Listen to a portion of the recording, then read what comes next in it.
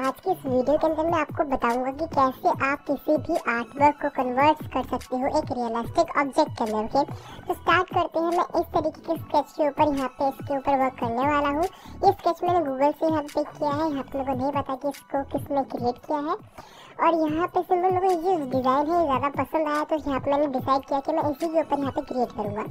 तो यहाँ पे एक ह्यूमन फेस भी है, तो उसके लिए यहाँ पे मैं एक इमेज को ले लेता हूँ और यहाँ पर उस इमेज का कटआउट कर लेता हूँ। यहाँ पे एकदम एग्जैक्ट सेम इमेज तो नहीं है, क्योंकि यहाँ पर जो आईज है वो यहाँ पर स्केच के अंदर ओपन है और इस वाले सब्जेक्ट की आईज क्लोज है, लेकिन मेरे को यहाँ पे आईज क्लोज ही ज़्यादा बेटर लग रही थी। तो यहाँ पे मैंने इस वाली इमेज को ही पिक किया और सिलेक्शन करके मास्क आउट कर लिया और देन उसके बाद यहाँ पे अप्लाई मास्क पे क्लिक कर दिया, राइट क्लिक करके। ओके, देन उसके बाद यहाँ पे क्या है, सिंपल ये फेस काफ़ी सिमिलर है तो इसलिए मैंने इसको पिक किया है, लेकिन इसका माउथ जो है यहाँ पर ओपन है। ठीक है, तो इसको फिक्स करने के लिए मैं ये करता हूँ, जाता हूँ फिल्टर के अंदर, लिक्विफाई के अंदर, लिक्विफाई में यहाँ अपने ब्रश के थ्रू इसको थोड़ा सा स्ट्रेच कर लेता हूँ, इस तरीके से थोड़ा एडजस्ट कर लेता हूँ। लिक्विफाई आपको यहाँ पर एकदम एक्यूरेट रिजल्ट तो नहीं देगा, लेकिन उसकी वजह से यहाँ पर आपको काफ़ी अच्छा इफेक्ट देखने को मिल जाएगा। आपको इसको एडजस्ट करना पड़ेगा और एडजस्ट करने के लिए आपको थोड़ा बहुत यहाँ पे ब्रेन यूज़ करना पड़ेगा। फॉर एग्जाम्पल मैं यहाँ पर शेप तो यहाँ पे ले लिए लिक्विफाई के थ्रू, लेकिन जो माउथ के बीच में जो गैप है वो यहाँ पर अभी भी प्रॉब्लम क्रिएट करेगा। तो उस केस में मैंने यहाँ पर देखिए बहुत ही अच्छा रिजल्ट दिया है लिक्विफाई में। और यहाँ पर मैं क्लोज स्टैम्प टूल और ब्रश का यूज़ करता हूँ इस स्पेस को फिल करने के लिए, और वो बहुत ही इजीली यहाँ पर फिल भी हो जाता है। ओके, अब जो पिक्चर है सिंपल हमारी काफ़ी अच्छी यहाँ पर लुक दे रही है, रियलिस्टिक लुक दे रही है। ओके, तो यहाँ पर सिंपल मैं इस तरीके से सिंपल यहाँ पर मैंने अप्लाई कर लिया है और यहाँ पर मैं इसको अप्लाई करके देखता हूँ। सिंपल मैं जूम आउट करता हूँ, ठीक है, और यहाँ पर मैं करता हूँ कंट्रोल टी एंड देन उसके बाद यहाँ पर मैं इसको एडजस्ट करके देखता हूँ। और अब ये जो लेयर्स हैं मल्टीपल, मैं इनको मर्ज कर दूंगा। कौन कौन सी लेयर, एक तो फेस वाली लेयर और लिप्स वाली लेयर। ओके, क्योंकि यहाँ मैंने जो ड्रॉ किया था लिप्स को यहाँ पर बीच में स्पेस भरने के लिए, उसके लिए यहाँ मैंने अलग से लेयर ली थी। और अब मैं जस्ट मेजर करके देख रहा हूँ कि शेप हमारी सही है कि नहीं, और यहाँ पे काफ़ी अच्छा रिजल्ट मिल रहा है। और यहाँ पे जो एक्स्ट्रा पार्ट्स है उसको मैं इरेज कर दे रहा हूँ इरेजर के थ्रू। एंड देन यहाँ पर फिलहाल इतना पार्ट हमें चाहिए, ठीक है। इसको अभी के लिए यहाँ पे मैं हाइड कर दूंगा, बाकी मैं शेप्स आपको बताता हूँ मेनली क्या काम करना है। आपको लेना है पेन टूल और यहाँ पे जैसे कि शेप्स आपको दिख रही हैं, आपको जस्ट वो ट्रेस करनी है। ट्रेस कैसे करते हैं, सिंपल आप क्लिक करो और इस तरीके से इसको स्ट्रेच करो। अगर आपके पास शार्प एजेस है तो आप ऑल्ट दबा के आगे वाले हैंडल को डिलीट कर सकते हो और एक शार्प एज क्रिएट कर सकते हो। अगर शार्प एज नहीं है, राउंडेड एज है, तो यहाँ पे कंट्रोल जेड में करता हूँ अभी आपके लिए। आप ये कर सकते हो सिंपल इस तरीके से एक यहाँ पे स्ट्रेच इस तरीके से हैंडल, थोड़े छोटे से हैंडल क्रिएट कर सकते हो।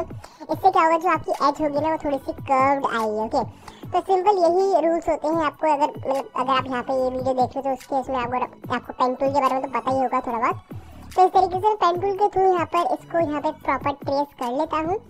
ट्रेस करने के बाद आपको दिखाता हूँ कि कैसे इसके अंदर टेक्सचर को फिल करना है। ओके, तो यहाँ पे मैं सिंपल क्रिएट कर लेता हूँ और ये पूरा सिलेक्शन हो जाने के बाद आपको सिंपल एक टेक्सचर डाउनलोड करना है, ठीक है।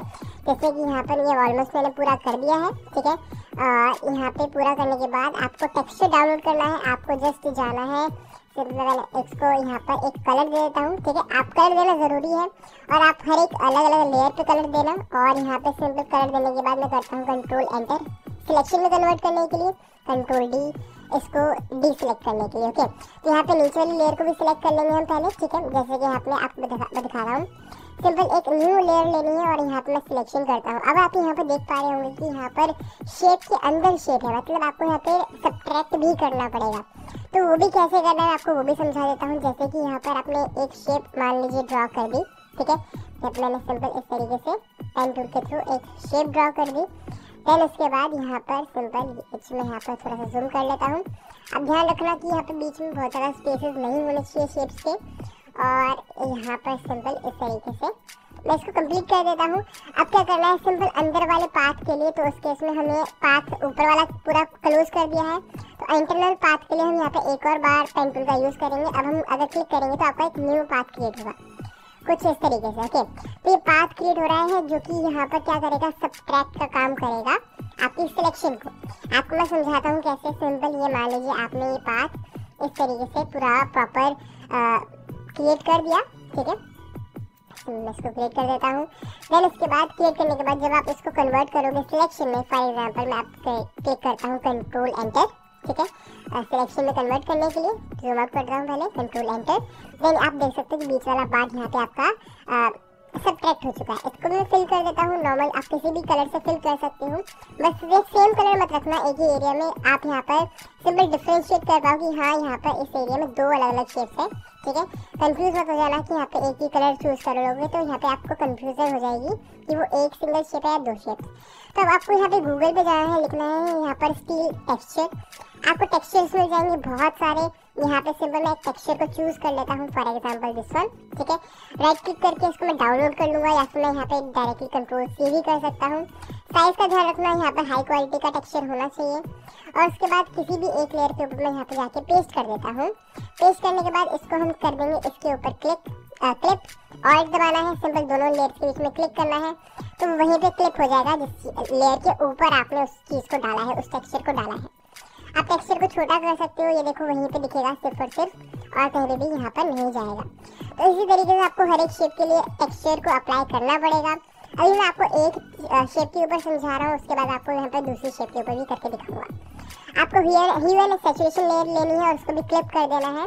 ये सैचुरेशन लेयर किस लिए, यहाँ पर सिंपल आपकी ब्राइटनेस इससे कंट्रोल होगी, डार्कनेस इससे कंट्रोल होगी, और सिंपल आपका यहाँ पर जो कलर है आपको वो देना है तो आप कलराइज पे क्लिक कर सकते हो, जैसे कि मैंने अभी किया है। फिलहाल मेरे को यहाँ पर सिंपल कलर नहीं चाहिए तो कलराइज में ऑफ कर देता हूँ। डार्कनेस में थोड़ी इंक्रीज कर देता हूँ और डार्कनेस मैंने इंक्रीज कर दी है। अब आपको दिखाता हूँ कि सिंपल तो 3D काइंड ऑफ इफेक्ट होता है वो कैसे आता है। मेक श्योर आपका मास्क सिलेक्टेड रहे और आप ब्रश का यूज़ करें, ठीक है।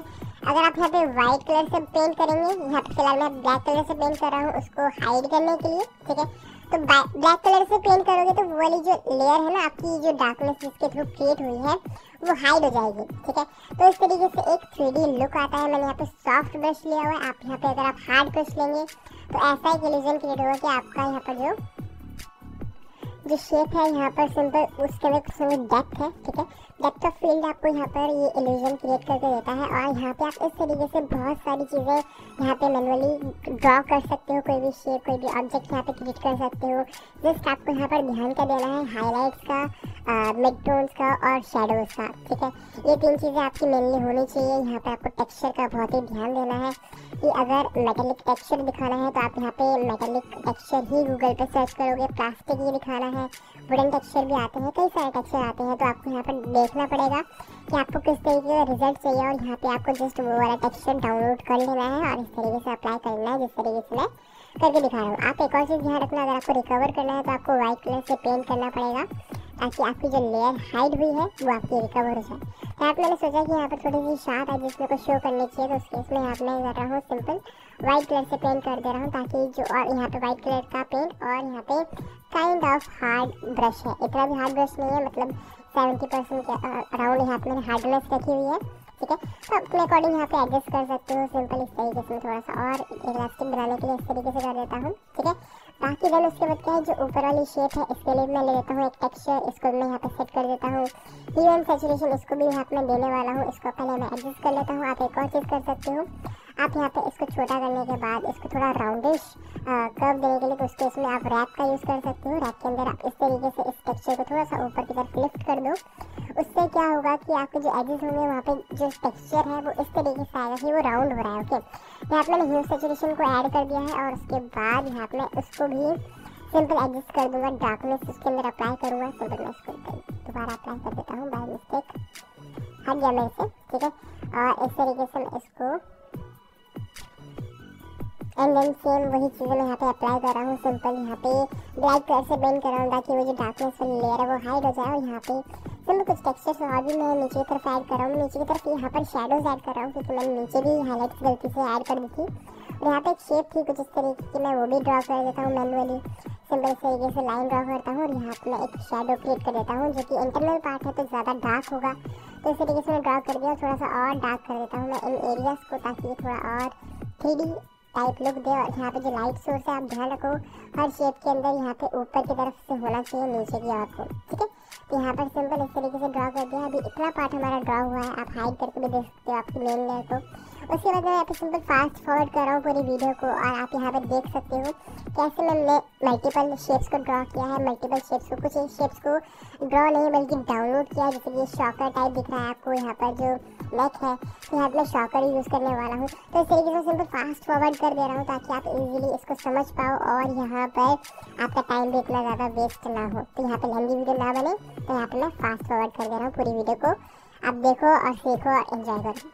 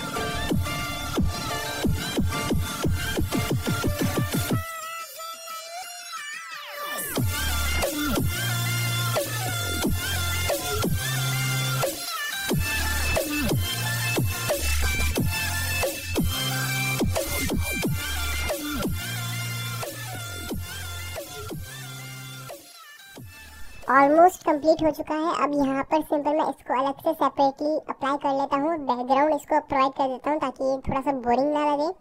लेकिन ये जो ग्रेश बैकग्राउंड है मेरे को थोड़ा सा बोरिंग लगा, तो यहाँ पे मैं इसको चेंज कर दूंगा। फिलहाल यहाँ पे मैं अभी शेडोज पहले अप्लाई कर देता हूँ ताकि ऐसा और लगे कि जो नीचे वाला पार्ट है वो डेप्थ है, ठीक है। और यहाँ पे मैं कुछ ग्लो ऐड कर रहा हूँ ताकि ये थोड़ा और सिनेमैटिक लुक दे, ठीक है। देन उसके बाद यहाँ पे मैं करता हूँ सिंपल गूगल पे जाता हूँ और डाउनलोड करता हूँ वाटर टाइप बैकग्राउंड। तो वाटर के अंदर क्या होता है कि ऊपर से लाइट आती है नीचे की और को यहाँ पे भी सिनेमैटिक इस तरीके से दिखेगा, थोड़ा और बेटर लगेगा मेरे ख्याल से ये वाला बैकग्राउंड। तो मैंने इसलिए ये वाले बैकग्राउंड को अप्लाई किया है। उसके बाद कुछ शेडोज ऐड करी है, कुछ कलर करेक्शन मैंने ऐड करी है, जैसे कि कर्व्स के थ्रू मैंने यहाँ पे ब्लूइश कलर, ब्लूइश टोन यहाँ पे मैंने प्रोवाइड की है सब्जेक्ट को। और उसके बाद यहाँ पर सिंपल कुछ लाइटनेस को यहाँ पे मैंने एडजस्ट किया है, जैसे कि यहाँ पर जो डार्कर एरिया है कुछ इस तरीके से मैनुअली क्रिएट किया है। लेकिन कुछ चीज़ें यहाँ पे जैसे कि मैंने स्किन कलर क्रिएट किया था लेकिन वो मेरे को इतना पसंद नहीं आया, तो यहाँ पे मैंने उस चीज़ को हटा दिया। सिंपल इस तरीके से मैं कुछ चीज़ें ग्लोज ऐड कर रहा हूँ, कुछ मैं एक्सपेरिमेंट भी करके देख रहा था। और इन दी एंड जब मैंने यहाँ पे कैमरा रॉ फिल्टर यूज़ किया और सिंपल कुछ कलर करेक्शन की, तो यहाँ पे आपको एंडिंग रिजल्ट कुछ ऐसा देखने को मिला, ठीक है। तो होप्स आपको पसंद आई होगी वीडियो और अच्छी लगी तो लाइक कर देना, सब्सक्राइब कर देना मेरे चैनल को।